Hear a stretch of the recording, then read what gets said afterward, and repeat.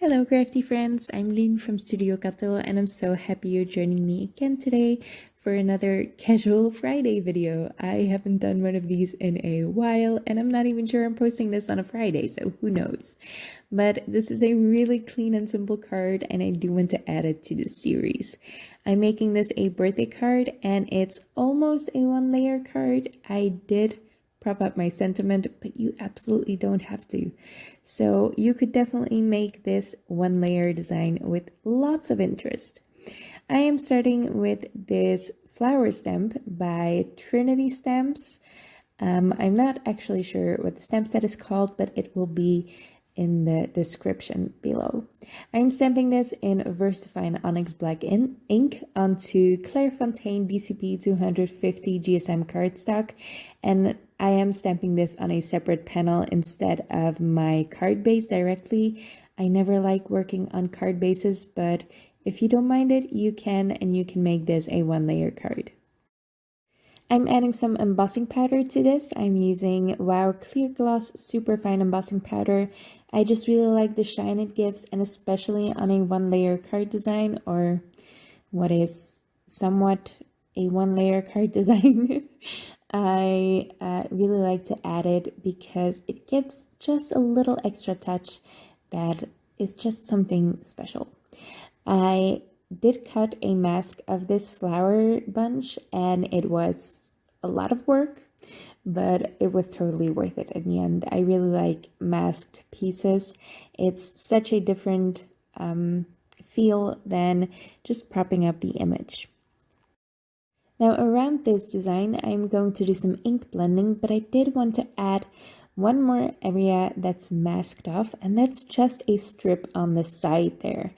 I really like that masked off strip because it adds the look of dimension without adding any bulk.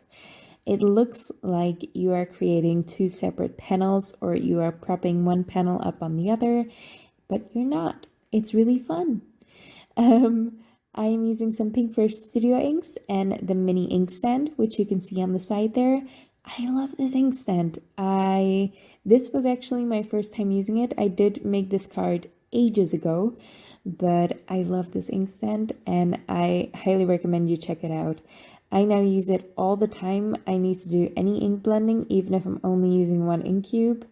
It seems like too much effort even to get it out for that, but it's so fun to not have to hold the ink cube because ink cubes are tiny and I always get so much ink on my fingers when I just rub the brush around and I have to hold the ink cube.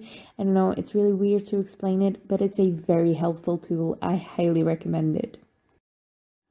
Now I'm using this stencil. I am pretty sure it's from Dutch Doobadoo, which is the funnest name to say. I'm not sure what the stencil is called either, but it will be listed in the description below. It's just a fun dot pattern, but it has some fading dots on the edges, which is again a great way to add dimension to your card, or the look of dimension to your card. Now I'm using the same colors of ink throughout this stenciling than I did through the ink blending, but I'm using darker shades of the same colors. And that almost finishes this card. I am just gluing that panel up on a top folding white note card. That's it. And then I'm propping this sentiment on there with some foam tape. This is a sentiment from, it's from Honeybee Stamps.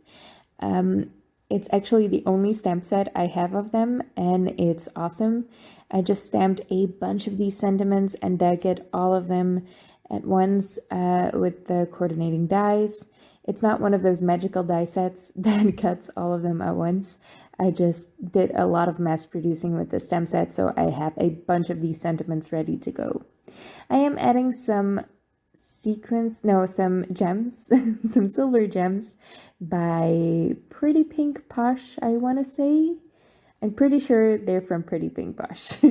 They're just silver gems. I really like them, and I'm adding them with Nuvo Deluxe adhesive because that is quite a bit stronger than the Barely Art glue that I used for gluing the panel on top of my card base. For a matching envelope, I am keeping things really simple, and I am going to repeat one of the designs that I used on my card, or one of the design elements that I used on my card, on the envelope, which makes it look like they all belong nicely together, which they do. I folded a really light green envelope just out of some printer paper. I have a bunch of this pastel printer paper lying around, and it's perfect for envelopes. So I brought back that stencil that I don't know the name of, and all of these inks from Pinkfish Studio.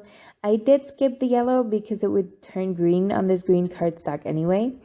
And I am just blending on some ink through the stencil. Really easy to do, just some blending brushes, just some ink, just a stencil, and it's a really fun envelope that goes perfectly with my card design. It's a super quick birthday card to make, and well, it wasn't super quick with the masking, but it's a really simple birthday card to make, and once you have cut the mask, you can easily make a ton of these. So if you want to mass produce birthday cards, this is a great design.